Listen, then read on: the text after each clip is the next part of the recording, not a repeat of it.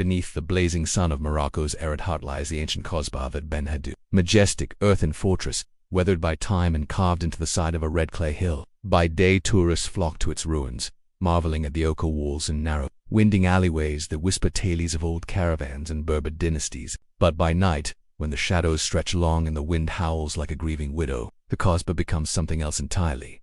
It begins with the silence, a silence so thick it's no dogs barking, no insects chirping, no rustle of palm trees, just a dead stillness that swallows every sound. Even the shadows seem to hold their breath, making it a perfect spot for those seeking solitude and inspiration. Or so they thought. Years ago, a young European filmmaker named Elias ventured into Ben Haddou. He had become obsessed with the idea of filming a historical horror movie here. There was just something about the place that both fascinated and terrified him, so he decided to make the Kasbah the setting for his latest project. His crew arrived with cameras and lights, ready to capture the eerie beauty of the abandoned fortress, but as soon as the sun dipped below the horizon, they began to notice strange things. At first it was just the little things that could easily be dismissed as overactive imaginations or tricks of the light. Batteries would drain in minutes, dying as if sucked dry by some unseen force. Their footage would show blurry, fleeting shadows darting behind crumbling walls, shadows that hadn't been there when they filmed. And sometimes they would hear what sounded like whispers in the old dialect of Tamazight, a language that most of them didn't even understand. But Elias pushed on,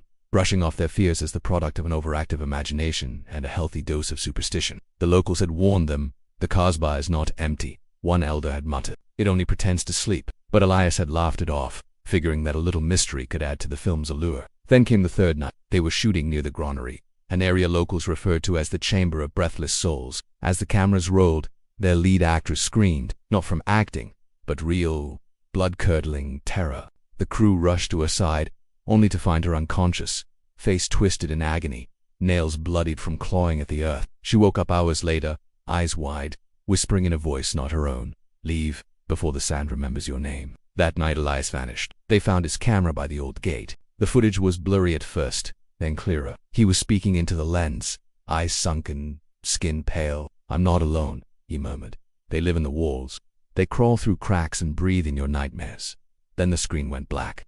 The locals had vanished, too. When the sun rose, the small village that had sprung up around the Kasbah to cater to the film crew's needs was gone. Houses that had been there the night before were now just piles of rubble, as if they'd been abandoned in a hurry. The villagers had left, taking their warnings with them. Some nights, when the moon is blood-red and the wind carries a foul stench, tourists claim they see a man wandering the ruins with a camera in hand, but his eyes are hollow and he never speaks. Those who dare enter the Kasbah after sunset often report strange dreams afterward, visions of a woman in white sobbing at the granary, of walls bleeding, of suffocating sandstorms that whisper your name.